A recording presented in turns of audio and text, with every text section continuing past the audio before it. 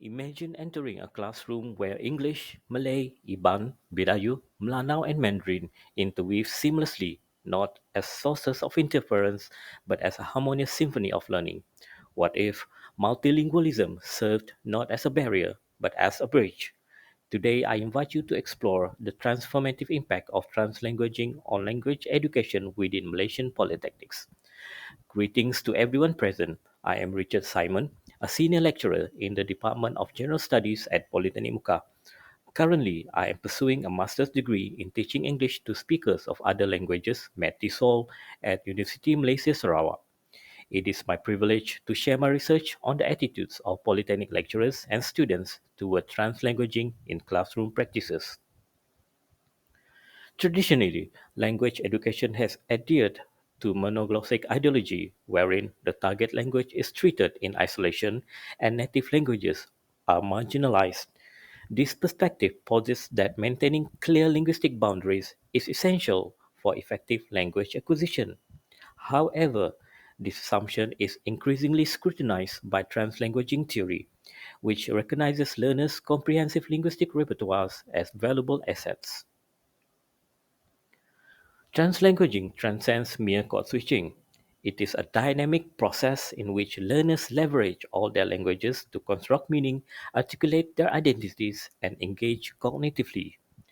The translanguaging space encompasses various dialects, registers, cultural influences, and educational contexts. This research is grounded in the theory of translanguaging as proposed by Garcia and Wei, emphasizing both teacher-directed and student-directed practices.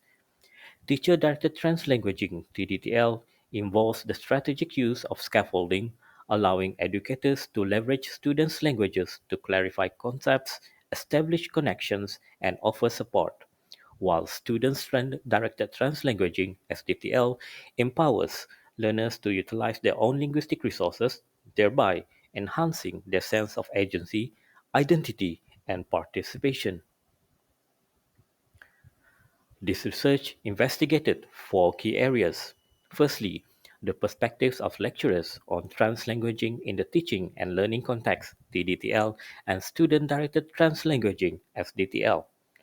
Secondly, the viewpoints of students regarding teacher-directed translanguaging and student-directed translanguaging in their language learning journey.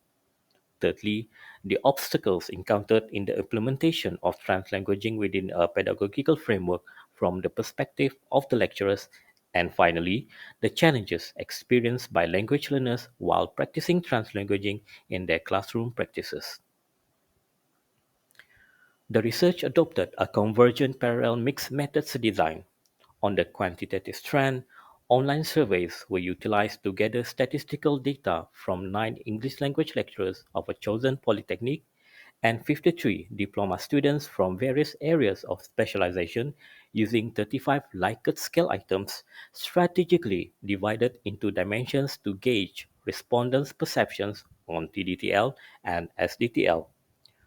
While on the qualitative strand, semi-structured interviews were conducted on 5 selected lecturers and 11 students to provide further insights into their translanguaging views in the teaching and learning of English language.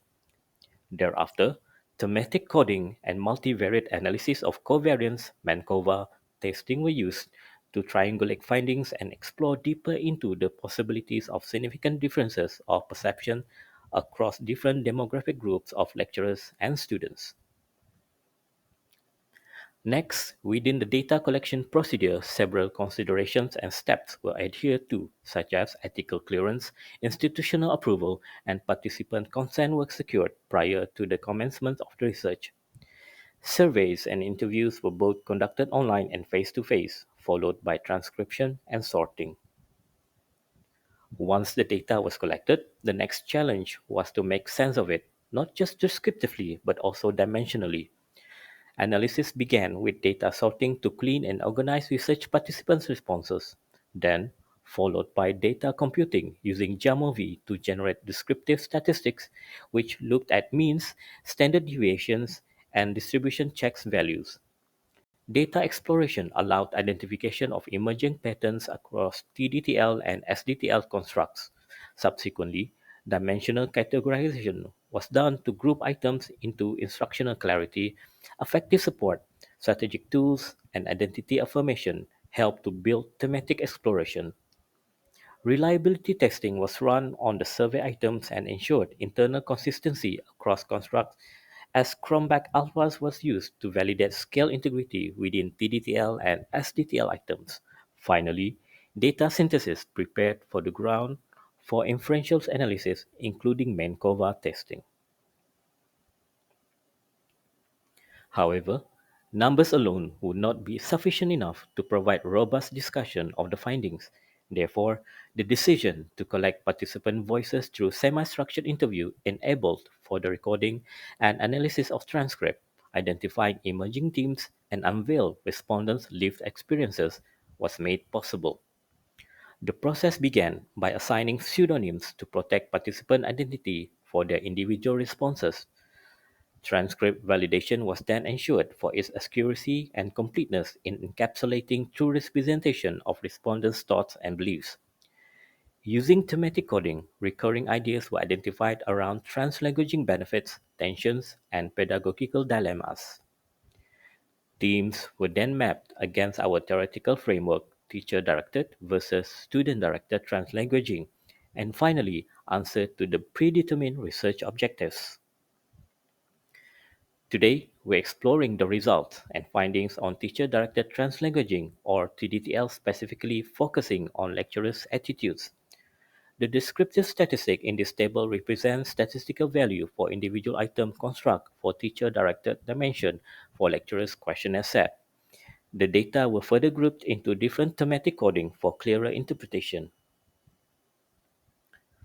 From the grouping of items for TDTL dimension, translanguaging for instructional clarity was rated highly by the respondents for the purposes of explaining concept with mean value 4.11, bridging ideas 4.22, and vocabulary support 4.22. Translanguaging as an effective support items also scored highly with the intention of providing sense of rapport at mean value of 4.00, inclusivity at 4.11, and lived experience with mean value of 3.56 to the students. While lecturers see translanguaging as a relational tool for teaching language, but its integration into providing feedback and intentional lesson planning remains tentative. Next, we are going to look at descriptive statistic for statistical value for individual item construct for student-directed dimension for lecturers questionnaire set. For items under SDTL dimension, respondents exhibited mild reservation for allowing their students to practice translanguaging in the classroom, but with notable exceptions to promote classroom participation and acknowledging their language identity as well as confidence.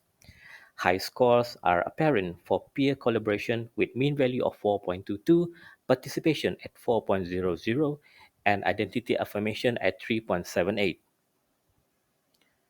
To add demographic insights to different respondents group, Menkova testing were carried out and revealed that lecturers' attitudes toward SDTL were significantly influenced by the number of languages known, with Wilks lambda value of 0.163 and p-value of 0.043. Therefore, multilingual lecturers were more receptive towards the potentials of translanguaging, suggesting that lived linguistic diversity shapes their pedagogical openness. Next, we shall move on to the descriptive analysis of students' responses to a TDTL in their English language learning. Same procedure was carried out by grouping the item construct of the dimensional items into relevant themes. For TDTL, respondents regarded translanguaging use positively among their lecturers, with significant attention to lesson comprehension and learning support. Students strongly endorsed translanguaging for their understanding, with mean value of 4.43, vocabulary acquisition with mean value of 4.53, and emotional comfort at mean value of 4.38. Likewise, in SDTL dimension, respondents also expressed that they are in favor towards the use of translanguaging among their peers as supportive learning strategy, especially when English language learning is involved. The general trend of mean score above 4.00 throughout 20 items in this dimension displays strong affirmation of their resolves. Under SDTL category, translanguaging is viewed as strategic language learning tools and its perceived value for supporting students' identity affirmation, which was scored the highest in the survey. Note-taking abilities with mean value of 4.32, assignment drafting at 3.87, and concept connection building at 4.36 were seen as enhanced by translanguaging. Meanwhile, identity affirmation with the mean value of 4.13 and sense of pride of one's own language at 4.28 were notable, though resistance to restriction varied with mean value at 3.79 as respondents expressed their sense of awareness that overuse of translanguaging in language learning could lead towards unfavorable outcomes. On to Mancova testing. Students' attitudes were significantly shaped by the number of English courses taken, with Wilks' lambda value of 0.799 and p-value at 0.025. More exposure to English did not diminish translanguaging support, it deepened it.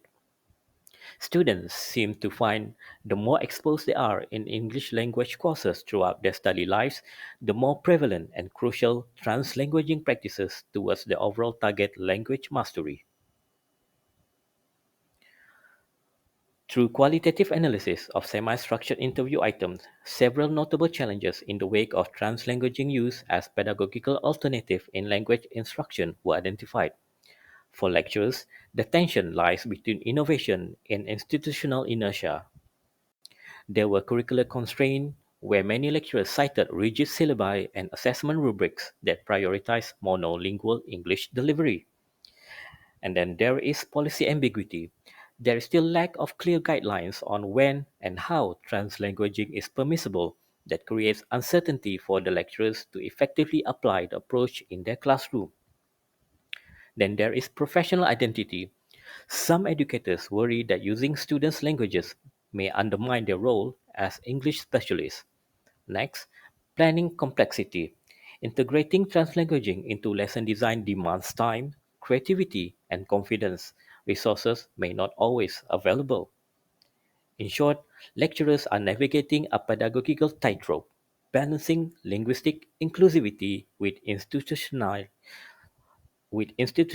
expectations. For students, translanguaging is empowering but not effortless. Firstly, there is negative transfer, where students cited that not everything from their native language can be transferred directly or accurately into the target language when it comes to meaning making processes. Some ended up lost in translation. Then there is an issue of cognitive overload. Constant switching between two or more languages require the students to actively think in two or more languages to make sense of certain concepts that often lead to brain fatigue. However, these challenges don't negate the value of translanguaging, they illuminate the scaffolding it requires. With strategic support, clear and comprehensive language learning policy, the inclusive pedagogy, translanguaging can be the future of language learning, where languages are no longer exclusive to certain communities of speakers separated by geographical limitation. To conclude, strategic translanguaging is essential in current climate of language learning.